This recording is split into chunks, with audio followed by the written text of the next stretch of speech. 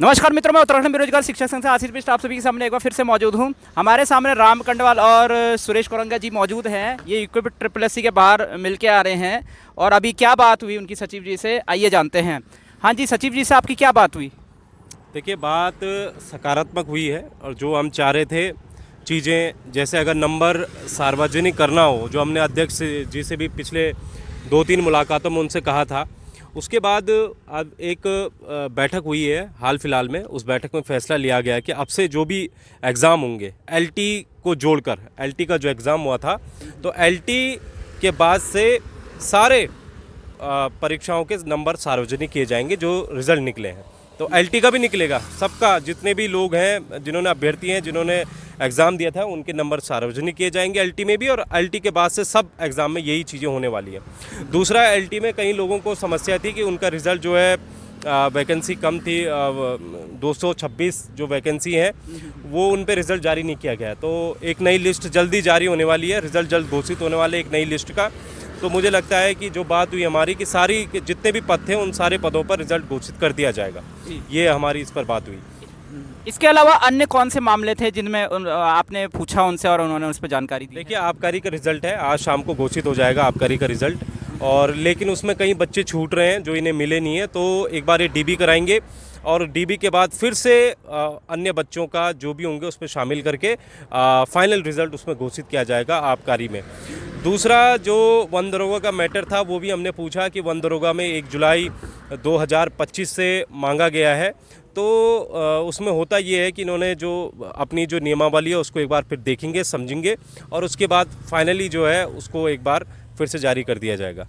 और इसके अलावा हमने काफ़ी और चीज़ें हैं, जैसे पटवारी की वैकेंसीज़ आ रही हैं, है ना, तो वो उनके पास वो अध्याचन पहुंच गया है। इसके अलावा काफ़ी और मैटर थे, जैसे अगर आप देखेंगे इसमें तो ड्राइवर का फाइनल रिज़ल्ट कुछ लेट होगा, अभी लगभग 1-1.5 महीना उसमें और लगेगा ड्राइवर का जो फाइनल रिज़ल्ट है ना। एडीओ की वैकेंसी आ रही है, वो भी पटवारी के साथ ही आएगी, लगभग 38 पद इसमें है, तो वो सब एक साथ आएगा। इसके अलावा ड्राफ्टमैन का फाइनल रिज़ल्ट है वो मार्च तक घोषित होगा, क्योंकि अभी इसमें लगा आयोग, है ना। हवलदार का है तो वो भी रिज़ल्ट, वो भी आने वाले 1-1.5 महीने में वो रिज़ल्ट घोषित हो जाएगा। ठीक है, तो काफ़ी वैकेंसीज हम पे। इसके अलावा जो परीक्षा कैलेंडर है वो कह रहे हैं कि मार्च या अप्रैल तक परीक्षा कैलेंडर जो है घोषित होने वाला है। तो सकारात्मक चीज़ें हैं। सबसे बड़ा मुद्दा जो था वो ये था कि नंबर सार्वजनिक किए जाएं, उस पर आज लगभग जो है फैसला हो चुका है और एलटी से उसकी शुरुआत होने वाली है।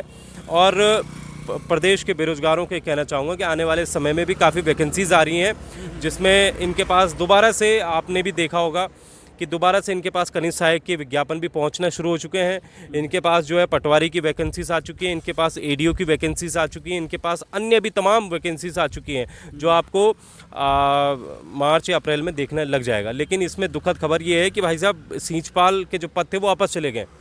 तो सींचपाल के जो पद हैं वो वापस गए। हालांकि अब हम विभाग जाएंगे, विभाग से दोबारा से बातचीत करके सींचपाल के पदों को यहाँ लाने की अब हमारी जो कोशिश होगी। जी। सुरेश कोरंगा जी, थोड़ा सा मैं ये पूछना चाहूँगा कि एलटी में जो इतनी सारी मिस्टेक्स ही कह सकते हैं, उसका मतलब वो कितनी जल्दी वो सही हो के, या ये कह सकते हैं कि जो आप कह सकते हैं वेटिंग लिस्ट ही बोल सकते हैं जो है, वो कब तक जारी हो सकती है, मतलब क्या चांस है? देखो, जो कुछ मिस्टेक्स एलटी रिजल्ट में रही हैं और काफ़ी लोगों का ये कहना भी है कि डीबी हुआ और फाइनल मेरिट में बाहर हो गए, वो सारी जो समस्याओं को हमने रखा सचिव महोदय के सामने, और उन्होंने कहा कि अभी एक और लिस्ट बहुत जल्दी रिजल्ट निकलने वाला है।